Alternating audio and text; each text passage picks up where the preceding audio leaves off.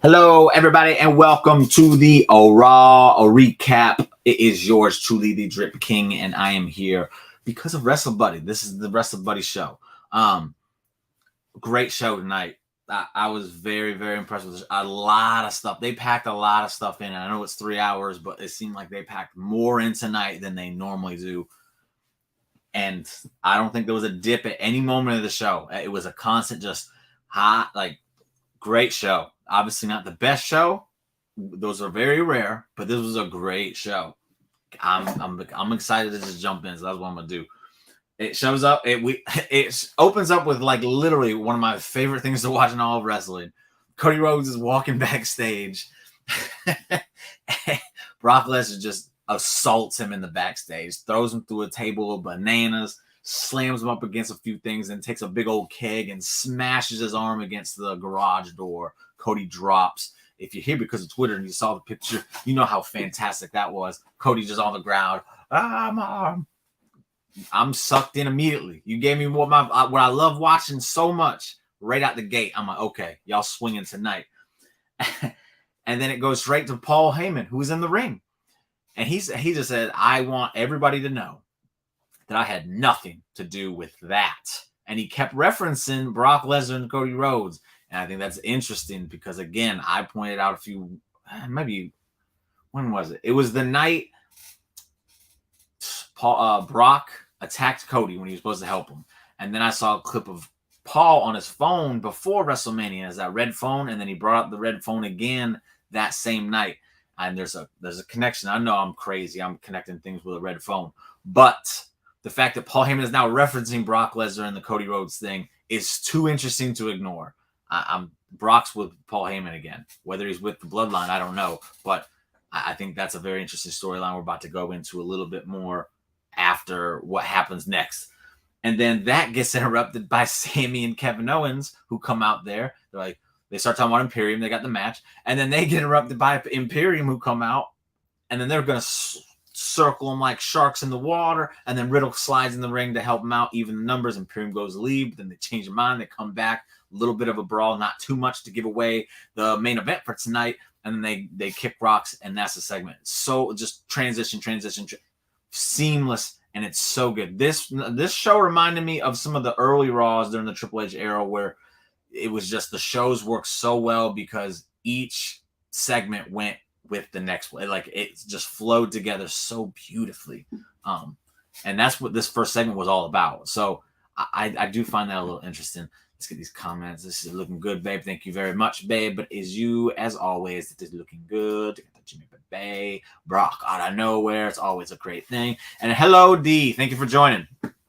So after that, we go in, and Byron Saxton is backstage, and he's trying to talk to Adam Pearce about Cody Rhodes because he came out of Cody Rhodes' locker room, and he's trying to figure out his arm. They say, we heard his arm might be broken. And then Adam Pearce is like, there's nothing to report now. He goes back in. That's the segment. So this is a reoccurring thing. This is another thing they use tonight that I really enjoy when they do is when they sit there and give us a storyline that opens the show. We see parts to go throughout the show, and then we'll get to the ending, but it ends with the show. I think that's the best way for you to lay out a WWE television show. That's what I think. But from there, we go to a Ricochet versus Bronson Reed match. And I'm thinking, okay, Bronson's probably going to manhandle Ricochet here and get another win. No, sir. They let Ricochet and Bronson Reed cook, baby. That match was dope.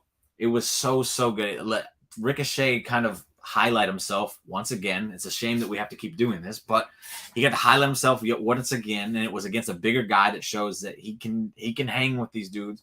Bronson Reed just continues to be the best re-signing that Triple H has made. The dude just shows out every time he's out there. Fantastic match. In the end, Bronson Reed would just be a little too much for Ricochet, and he hit that splash. The splash was so damn good. The way Ricochet was selling it, because he was on his stomach, and it looked like he was about to turn over, but then the splash came, and he flattened him back out. That little bit right there just made it look so much cooler. Bronson Reed gets another win. Good deal. That dude, I can't wait for this dude to start mixing it up with the bigger names. Not to shit on Ricochet, just Facts. I want him in there with the Seth Rollinses and the Cody Rhodes and the Gunthers, baby. Oh my God, Bronson Reed's that dude. Bronson Reed is that dude. There you go. From there, we go to Apollo Crews being interviewed in the back. He answers like one question, but then here comes Dom and Rhea, and Dom's like, "Yo, what's going on here, Kathy? This is supposed to be Mommy's interview time." Kathy's like, "No, you're after Apollo." And then he goes, "Well, Mommy has something to say, so we're gonna do it." Apollo Crews gets a little bit upset. Blah blah. Dom shoos him away because he's a boss, and Apollo Crews, he's recognized he's dealing with a criminal that will mess him up. So Mommy then gets her interview, and Rhea challenges Natty to Night of Champions. Oh, I think I called that last night on the Positively Awesome Wrestling show, but I think a lot of people saw that one coming. So she did that, and then Apollo Crews interrupted her, and then Dom's like, yo, don't, what did he say? You don't interrupt, Mommy. And the delivery was so just cringe, but it's that cringe where it's like, that's what it's about. That's what it's supposed to be. It's so, Dom is just killing it once again, like he always does. And then Apollo's like, what are you going to do about it? And then Rhea sets up a match for Dom later against Apollo. So that's what we're getting with later tonight.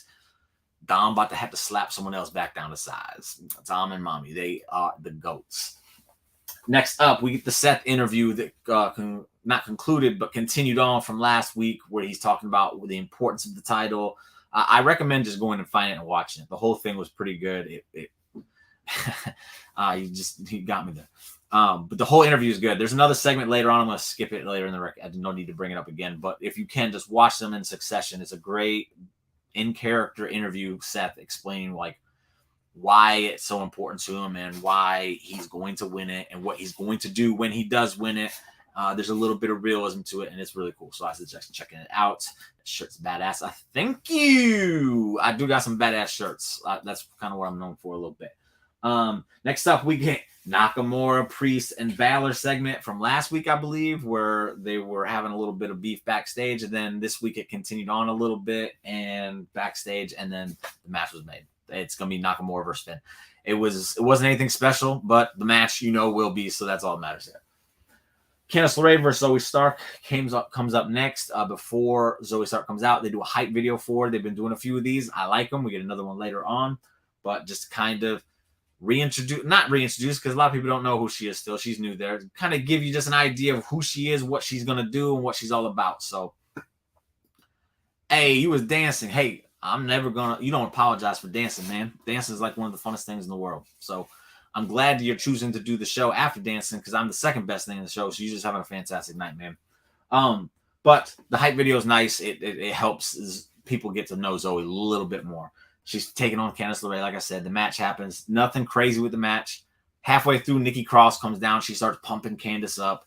But then when Candice gets the upper hand, she goes and hugs her, and she's celebrating with her. And Zoe pushes them both down, throws her in, hits her. It's Sammy Guevara's go to sleep.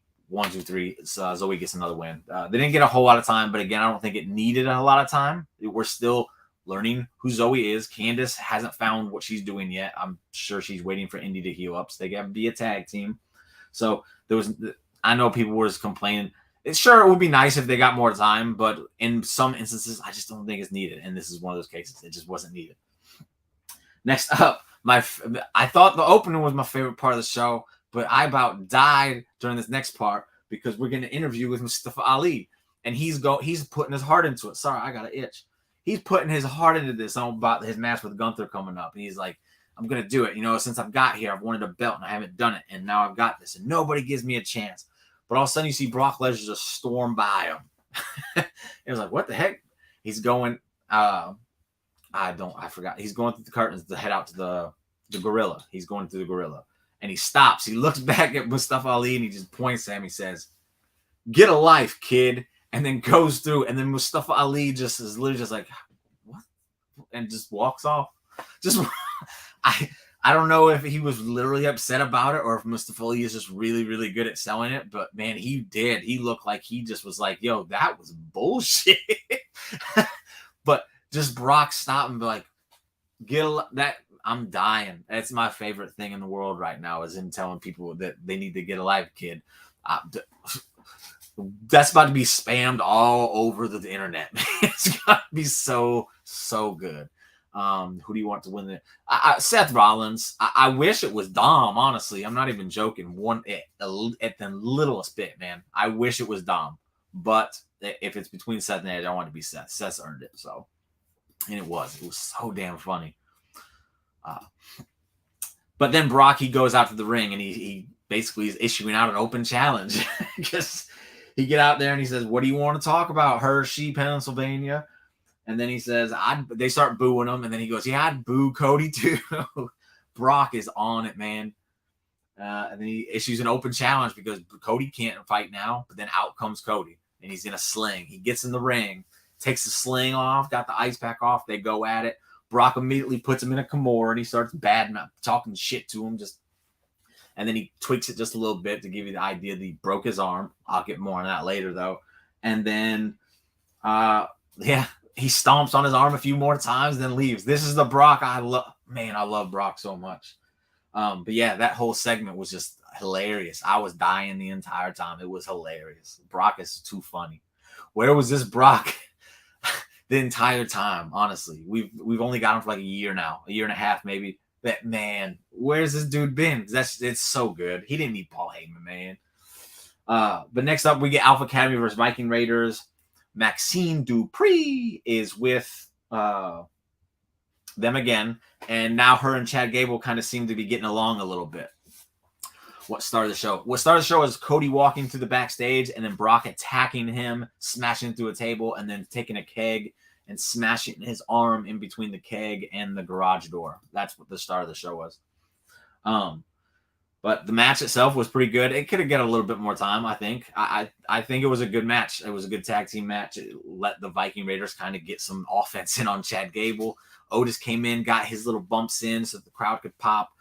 Maxine got involved. She went over to tell Valhalla or whatever the heck they're calling. I don't know. Sarah Logan. She went and told Sarah Logan to like, "Hey, don't get involved. That's cheating." And then she started chasing her, caused a little distraction. Chad Gable reversed something, got the win. Chad Gable picked up another win. Thank you. That was great. And then they left, and him and Maxine just kind of gave themselves a little something that made you like, oh, they're on the same page now. So I think this is getting a little bit more interesting. I'm a sucker for these kind of stories. I know some people think they're pointless, but I think they're really, really fun.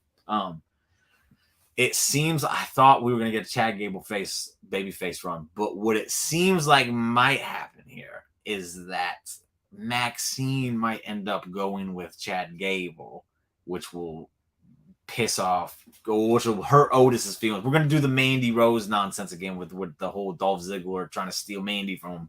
I think it's going to happen this time, though, and Chad's going to take Maxine from him. That's what I think we're going with it. But it's interesting. I like these little stories. I think they're funny. Next up, we get Shinsuke Nakamura versus Finn Balor. It was just as good as you think it would be. Before I get too much into it, what we got? I would love to challenge Roman Reigns for both titles. You think you can take Roman real contact? That man's a monster, man. He's a beast. I wouldn't challenge him. But yeah, this match was great. Priest got involved a little bit towards the end, a lot. But Nakamura then started beating his butt, and that's how Nakamura ends up losing. Is he challenges Priest? Come on. Come on. Him and Priest get at it. He's taking him out. He knocks him into the bell area, but then Finn drop kicks him in the back into it and then takes him in the ring, the coup de grace, and then picks up the win over Shinsuke. So Shinsuke went out like a gangster there, and Finn got another win that's needed. It's deserved, and everything. Finn's earned it at this point, and the fact that he keeps getting kind of wins like this is really cool for him. I could see him being Seth's first challenger, honestly. That's what I think. And while we're at it, they need to start building Damian Priest up so that he can be the one to dethrone Seth Rollins. That's what I'm campaigning for right now in this moment. Damian Priest needs to dethrone Seth Rollins with the World Heavyweight Championship. Next up, Raquel was taking on Sonya Deville, and then Raquel won. The match was anything. They didn't get time, but again, I don't think this one needed too much because it wasn't really doing a whole lot. I know people are going to crucify me for that, but it's not that I don't like women's wrestling. I just don't think some matches need a lot of time. I think some segments are more important. And yeah, I think the segment that took place afterwards was more important to the match. And so we got the match to get to there. So it was a success in that aspect. But yeah, Raquel won, and as soon as she won, there's Chelsea Green starts beating down Raquel. Then Shotzi Blackheart comes out to make the save. So obviously Shotzi Blackheart, I'm gonna call her Shotzi Blackheart. I don't care if it's just Shotzi. Is now Raquel's new tag partner for the match next week for the women's tag titles. Now, I do want to say this. I do like the pairing. I called Shotzi. Shotzi was who I thought it was going to be. Some people thought it was going to be Aaliyah again, and no, that was a failure of an idea before. We're not rehashing it again. Shotzi's a better idea. And I saw people saying, "Oh, Shotzi was drafted to SmackDown. She's supposed to be on Raw." Oh no, she was drafted. Why is she on Raw if she was drafted to SmackDown? And okay, I do get that to an extent, but if you do think about it, which wrestling fans love to overthink things, but when it comes to trying to make things make sense, they tend to kind of be like, no, that's just stupid. I'm not going to put any thought into it. But the women's tag titles go from show to show to show. So if Shotzi is showing up on Raw to join a tag team that will now be going for the tag title, that makes sense. It's not like Shotzi's there to challenge Rhea Ripley for the title, who's the champion. That's not what it is. It's not like she's thrusting herself into Candice LeRae and what's Zoe's match, because that does it. Why? She's not part of Raw. That has nothing to do with her. But if Raquel is in need of a tag team partner and she shows up because she's like, hey, I'm gonna approach Raquel, I want to be her partner. Realistically thinking, that's where my mind's going. And then when she sees Raquel needs help, she's like, oh, I'm going to go help her and get in good with her because I want to be part of the tag team that could possibly win tag team titles. Like, it all makes sense if you really just think about it for a second. Just a second, and you'll get it. I promise you. Like, I got it, and I didn't even have to think that much into it. And you can call me an apologist or I don't know. I'm just saying, like, it doesn't, like, what I just said makes complete sense. So just stop with the looking for anything to just complain about on it. No, it couldn't have had any. I love the confidence, man. Go get him. Go get him. The bloodline about to be done anyway, so he won't have anybody to protect him. So yeah. Next up, we got Trish. She goes backstage. She's talking to Adam Pearce. She kisses his butt a little bit, and he goes, "Oh, thank you, Trish." And she goes, "Oh, see, you get it." And then she tries to smooth him over a little bit more and says, it would be really cool if there was a no contact policy tonight because Becky's kind of acting crazy. And then Adam Pearce says, you know what? There's been so much chaos tonight already that I don't think that would even matter. So no, you're not going to get it. And then walks off, and Trish is upset about it. So then next up, we get a Riddle hype video. I said there was another hype video. This is the one. This one was really good too. And at the end, it let people know like Riddle is done playing games. And it's time to show people what he can do. So, and it didn't take up the 30, maybe 45 seconds of the show. So, thank you. These things help so much for these people that are returning or the people that we don't know. It does help. Whether people want to admit it, it does help. Next up, we get the Becky and Trish contract signing. Becky comes out with the most ridiculous glasses I've ever seen in my life. And at first, I was upset. I was like, man, she's not Big Tom Bex anymore. She's the man. Why is she dressed like this? It doesn't fit. It doesn't make sense to me. So she gets in the ring. She sits down and she just waits. She plops her feet up on the desk. I'd do it, but no. And then she waits. Trish comes down and she just starts going in on Trish or on Becky. Trish does a really good job here. There's like really good stuff she was saying. Yeah, exactly. It does make sense. Like, I'm move on from it because I will start ranting about just the stupidity of people when it comes to things like this. But so Becky don't even flinch though. She just kind of sits there. There was one. It was when she did Trish mentioned the jig like a Irish dancer or something like that. Becky kind of had to hide her face a little bit. She was grinning. It popped her a little bit. But for the other part, she was just stone cold, just like, listen, just okay. Trish signed it. She's talking about it's her first contract signing. Becky's had lots, and she's had lots because of me. So you should thank me. You should say thank you, Trish. She talked about just a few other things, and yeah, it was good. Her part was good, but then Becky's silence is over, and Becky destroyed her. And the whole time I was like, you know what? It would be kind of funny if because what'd she say? Trish said, I did all of this and I didn't have to have someone break my nose to get there. And I was thinking, is like, man, Becky Lynch could go back into the Attitude Era and pull from a lot of things that would be very, very, very embarrassing for Trish. I don't think she will, because we're past that and we want to forget it. But if she wanted to, man, she could just eviscerate Trish right now. And silly me, because Becky pulled it out anyway. She goes, "This is not as embarrassing as being on all fours and barking like a dog." And I was like, "Yeah, she did it to her." She hit some bars. She was rhyming and everything. It was funny as hell. And then she ended it with, "Welcome to the big time, bitch. Woof, woof." And Trish just threw the table and left. And I was dying. Like, this 3 times tonight that they had me laughing out loud on the couch with good job. It was so good. It was funny as shit. But yeah, Becky eviscerated her. Trish had her moment, but then Becky said, we're done here. We're done here. Let me tell you why I'm the man. So once the final line came, it was like, "Welcome to the big times, bitch." It's like, oh, so she's big time Becky.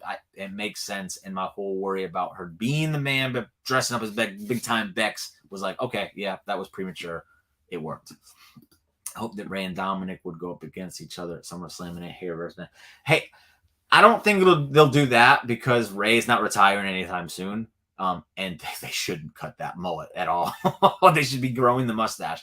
But I do think they'll probably wrestle again. It might be a SummerSlam. It's very possible they wrestle again at SummerSlam. But no, it's not, because they're on separate brands now. So I think we're done with that for a while. They'll revisit it again later when Dom has maybe gotten a bit better, and then they can run it back and have a better match. So not to say their match was bad, just it could be better. So yeah, mic drop for sure. Next up, Adam Pearce. He's in the back and he's making a phone call, and he's very serious, and he's talking about how Cody's refusing medical attention from anybody and everybody. He can't get through to him. His arms are mangled, and he just don't know what to do. So I put in parentheses here. I was like, or no, quotation marks. No, in parentheses. I'm messed up here. In parentheses, I was like, who is it? Like, I was gonna who, but we find out, so it doesn't matter anymore. Then we get a segment between Shotzi, Raquel. They're being interviewed. Why'd you help Raquel, Shotzi? She goes, "Oh, because she's my friend and I love her so much." And then they have a little cutesy moment, and it was like, no, that wasn't. I didn't like that. I guess there was one part of the show I did not like. It was this. Be real, Shotzi. You shaved her because you want to shot the tag team titles, and this is your like meal ticket to get the like.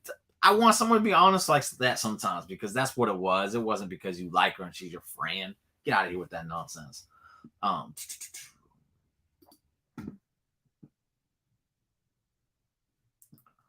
Hey, yeah, I'm glad you're back too, man. I'm whatever it was. I hope it wasn't anything bad, and you're back, so that's all that matters, man. I appreciate it. I appreciate the support 100%. I really do. So next up, we get the Dom versus the Apollo match in the co-main event of WWE Raw, because that's how Dom rolls, and Dom wins. Like he do every single week. He's climbing and climbing and climbing that ladder. And then, you know what? Damien's not going to dethrone Seth. It's going to be Dominic that dethrones Seth. Or Dom's going to dethrone Roman while Damien dethrones Seth. And Judgment Day is going to reign supreme over everything. I'm full on board with the Judgment Day at this point. Oh, my God. But, no, but seriously, Dom won this match. Rhea gets involved again. That's the formula. It works. Dom hit a big frog splash tonight. Not height-wise. I don't think Apollo got in far enough. Maybe he was trying to push Dom to the limits. Maybe he was trying to help him out. But he was like 3/4 of the way across the ring, and Dom went for it, and he got him, baby. And he rolled him over. 1, 2, 3. So Dom picks up another win here. Match was a little bit sloppy, but again, we're working kinks out, so it ain't a big deal. No, nothing good. Just busy. Yeah, you good. You good.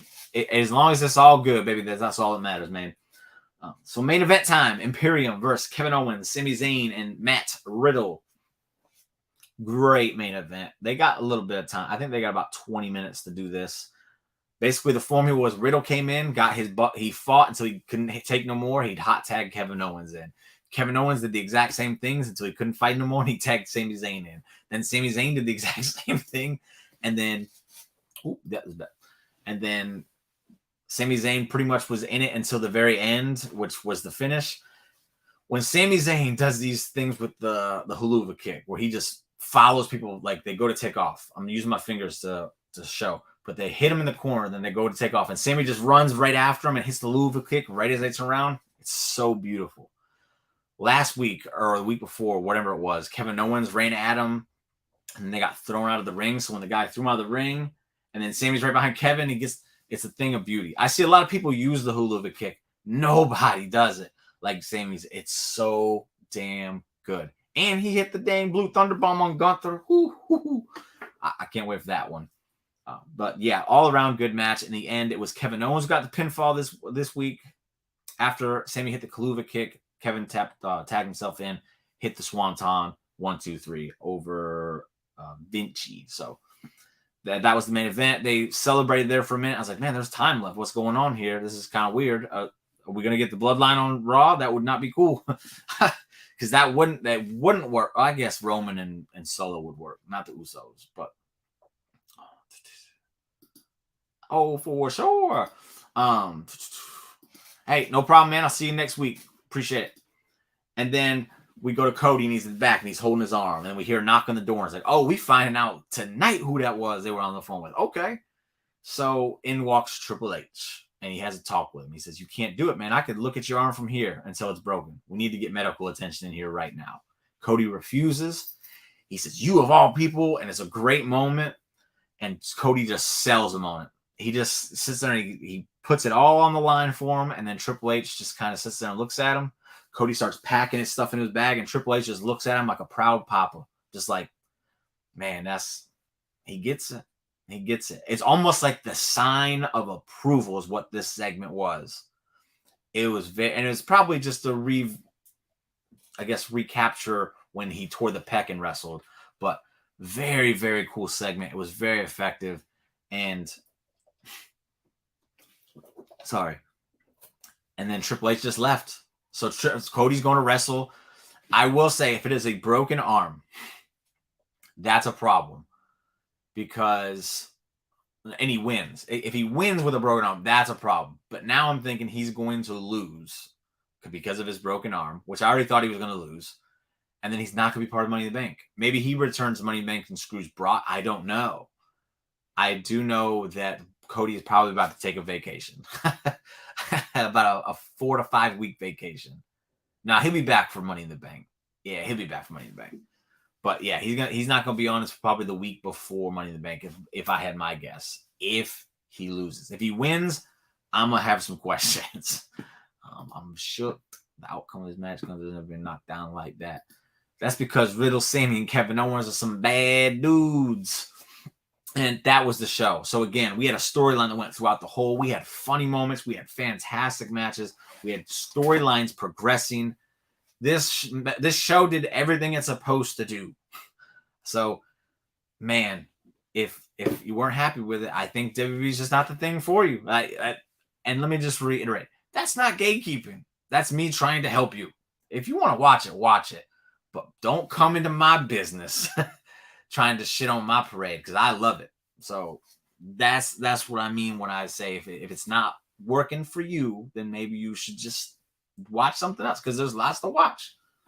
That's all I'm saying. Because tonight's show was fantastic. It literally was fantastic. There was another thing I saw people complain about, and I was going to touch on it, but I can't remember what it was, because I just enjoyed going over this show again because of how great the show was to begin with. It was a great moment. So thank you guys for watching. Thank you for tuning in again. I will be back next week for the Raw recap. Once again, for the post Night of Champions show. We got a lot of stuff coming up this week. It's a very busy week in the wrestling game. This Wednesday, I will be on regularly scheduled hostilities. Once again, they calling out my man CM Punk, so I gotta go slap Josh back down to reality. No, but in seriously, it's always a good time. It's always fun. We're going to do predictions for Night of Champions. So if you didn't catch them on my Positively Awesome Wrestling, you can check out regularly scheduled hostilities on Wednesday, and you'll get my predictions there as well. And it's always a fun, good time when I'm with the boys and Yvonne. Then also, we have coverage of all week. We're going to cover Battleground. We're going to cover Night of Champions. We're going to try and cover Double or Nothing. We don't know.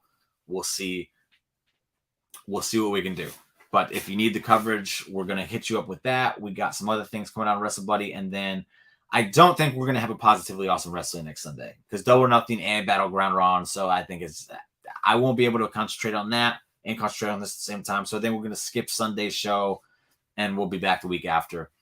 So yeah, I think that's what we're going to do there. And then again, I'll be back here. Also on Wednesday, on top of the regular scheduled hostilities, I will have a Dynamite recap on the Drip King of Wrestling show. I'm going everywhere with this because I'm trying to do a lot here. I'm trying to give y'all the entertainment and content that you crave so much. So Dynamite recap after Dynamite on the Drip King of Wrestling. To go over that again. Regularly scheduled hostilities Wednesday at 6:30 Eastern time. Then on Drip King of Wrestling channel, the Dynamite recap. And then that's literally 5 minutes after Dynamite goes off the air. Coverage is going to be on the website, WrestleBuddy.com all weekend. And then next Monday night, back here doing this. No Positively Awesome Wrestling on mine. So there you go.